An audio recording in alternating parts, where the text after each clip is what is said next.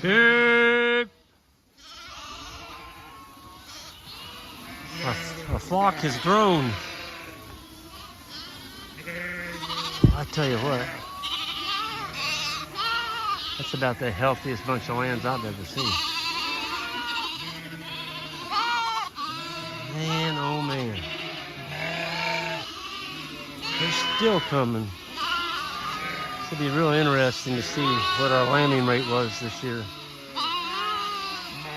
We don't go in the pasture when they're lambing. We leave them alone.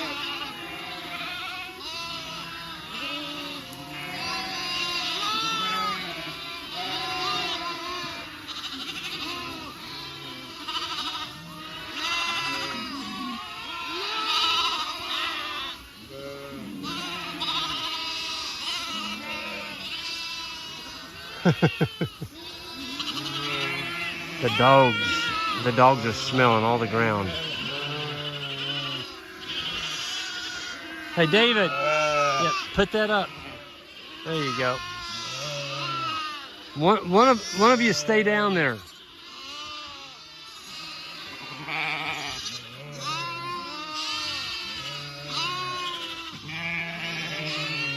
Oh, they are a racket, aren't they? What is Big Boy chasing? Oh, a rabbit.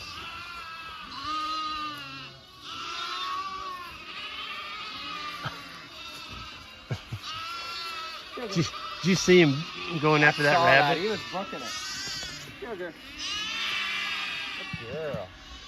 Okay, David, I'm gonna let you all take that and go down there and grab the mineral. Yeah, the dog feeder. Make sure you close that gate because they're gonna want to come back.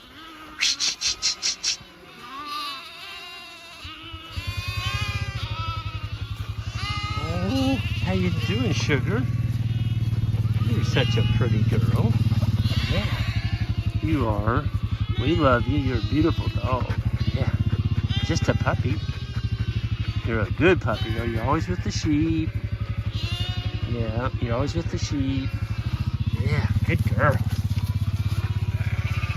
The grass is so tall in here that the sheep can't see their moms, the lambs. So they're just bawling. Nah. Now, where's Mom? Where's Mom? Some of them, they're not worried about their moms after eating.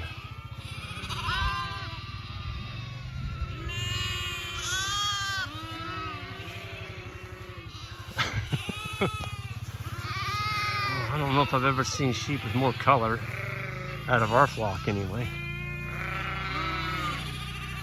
That colored ram that we put in here last year, he was busy. Looks to me like he got about 30 to 40% of them sired.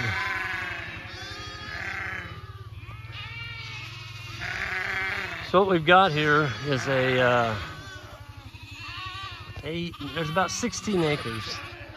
And we took polywire, and the boys and I just put in a paddock, 3 of them. So we put up 2 wires, and this paddock has high tensile wire on all 4 sides. And so we just went to our power source, hooked on cold, took it all the way across this field down to the creek, and made it hot on that end. And we did that twice. So we've got 6 days of grazing. We're moving them every 2 days. And giving them plenty of grass where they're not going to run out. And I hear the boys coming. Oh, he's got to put the gate up. He's bringing the dog feeder up. Folks, don't let your guard dogs run out of dog feed. All you're training them to do is when they get hungry, go get them one of them. And they're supposed to be guarding those things, not eating them. So we have so much diversity in here for sheep. There's a lot of weeds, which I love. I'm not so crazy about the weeds in cattle pasture, but in sheep pasture, you welcome some forbs. We call them forbs because the sheep's gonna eat them. Yeah, Sugar, you are a pest. Yeah, but you're a really good girl. Yes, you are. This is a great dog. You can pet her. She don't care. She's gonna go back to her sheep when she's done. There's our dog feeder.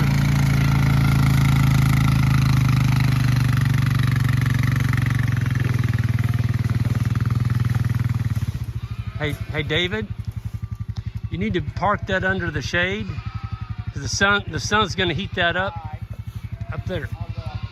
Yeah, we park it under the shade in the summertime.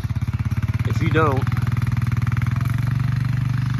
the cover or the lid where they push open with their nose, the dogs, that lid will get 90, 95 degrees, and the dogs go up there to push it in, it burns their nose. So you want to make sure you put that underneath some trees.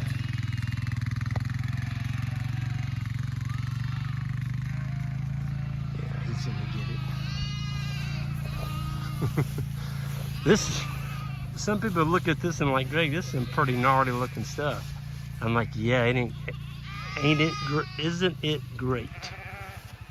This is just some of the most prime sheep food you could ever have. You got Sericea lespedeza,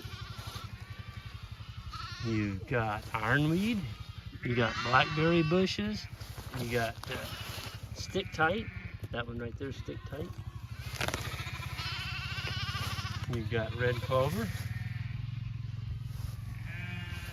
You've got this one here's Timothy. Of course, we have orchard grass.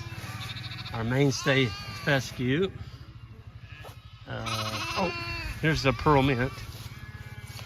Perilla mint.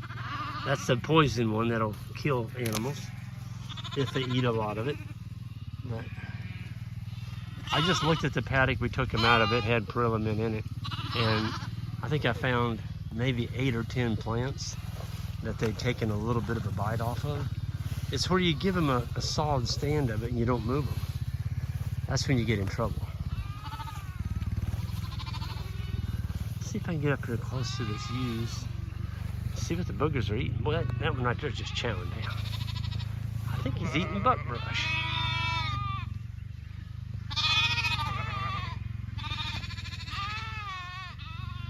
That's another beautiful thing about sheep. They love seed heads. Look at the seed heads in there. Oh my goodness. That's all brome. They are going to have a heyday on that. Oh my goodness. Wow. Oh, our sheep are going to get fat eating that. All grown with sunlight and water. Gotta have water. Gotta have some rain. People would look at this pasture and Greg, that's not sheep pasture. It's too tall. You let it get away from you. Well, sheep don't mind it. I mean, they are munching. The lambs are still looking for their moms. There's well over 300 head in here now. Here comes Sugar.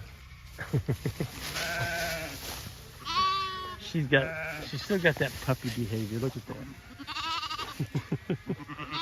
You're a good dog, Sugar. Yes, you are. Yeah. I'm gonna give you a pet. Yeah.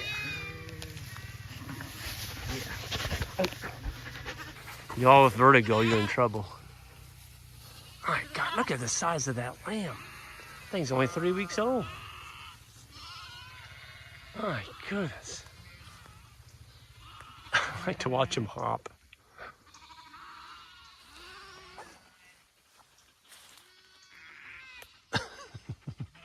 There's one lamb going, yeah.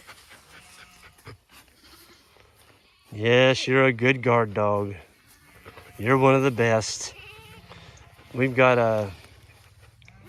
I just put Frontline on her yesterday, so those ticks that are by her eye are going to be falling off. I don't like ticks on our dogs.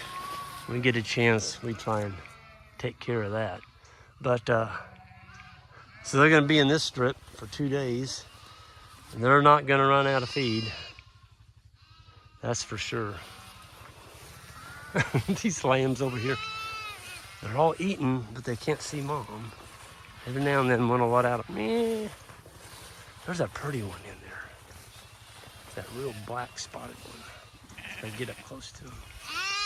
Heck, those are all lambs.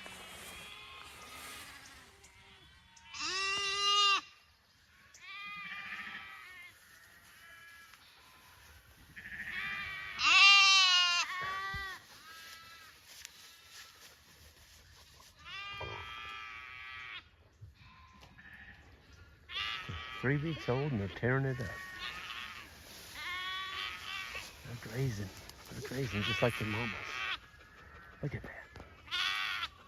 That one little one that's real close to us, he's cleaning off a 3C Lespedeza volume. Look at that. Little bitty mouth.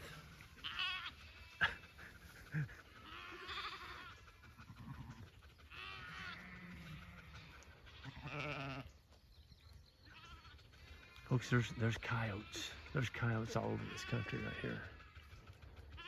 Those dogs are already making the rounds, peeing on all the corners. They're peeing all the corners of the paddock, leaving their scent, warning the coyotes and the bobcats, you stay away from our sheep if you know what's good for you.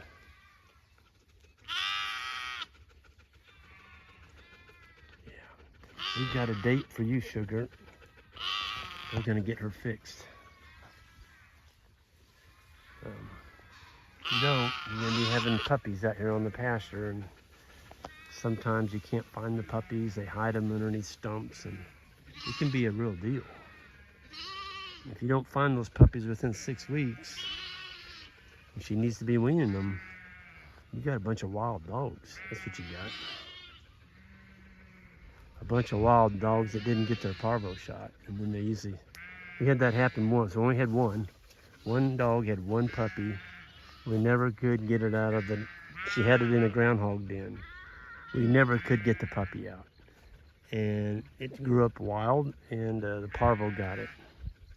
So I know there's a lot of naturalists out there that don't believe in shots, and that's just fine. If that's what your belief is, you have that right to that belief. But if you care anything about your dogs, folks, if you ever have it happen to you, you will never, ever, ever raise a litter of puppies without giving them their parvo shots. Because I had it happen. I bought about 6 of them, and they were all dead in about 7 days. Perfectly healthy looking pups when I bought them. Weaned them off the female, and as soon as I got them, they started dying. And we couldn't stop the dying. I mean, they just died. And they died in like an hour. Perfectly healthy looking puppy, just dead as a hammer. So please, please, I love dogs, and I don't want to see them die because of our mismanagement.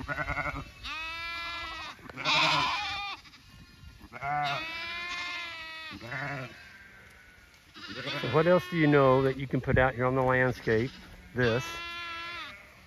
and grow a healthy protein to feed our communities, and at the same time, they're keeping all this from growing back to brush. We're harvesting all these weeds and briars and you name it. These sheep are eating it. Now see, that sheep out there just took a little bit of perilla mint, just a little bite. Maybe she needed a little bit of mint with her weed that she ate before the perilla mint. See what I mean about the sheep, though? That they move a lot. They're always walking. They move more than cattle do. And this constant moving action of the sheep, they trample a lot of forage on the ground. And so you can build a lot of really beautiful, quality, healthy soil by getting all this carbon trampled on the ground.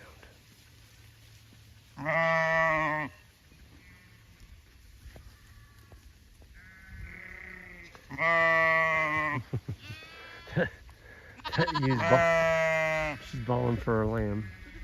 There, she got it. That sheep right there is nailing stick tight. Got a big old mouthful of stick tight.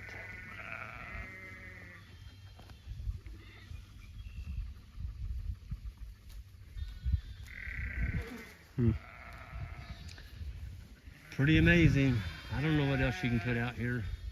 I mean, you can put cattle out here, they'll do the same thing, but they're not going to go after the weeds as intensely as your cattle do. I'm sorry, as your sheep do. Sheep are broadleaf. Just remember that, broadleaf eaters. That's what they like. So when you mix the cattle and the sheep together, they actually complement each other quite well. So anyway, I'm going to go ahead and sign off here. Everyone have a good one, and be safe out there. And please, if you would, hit that subscribe button on the way out. Thank you.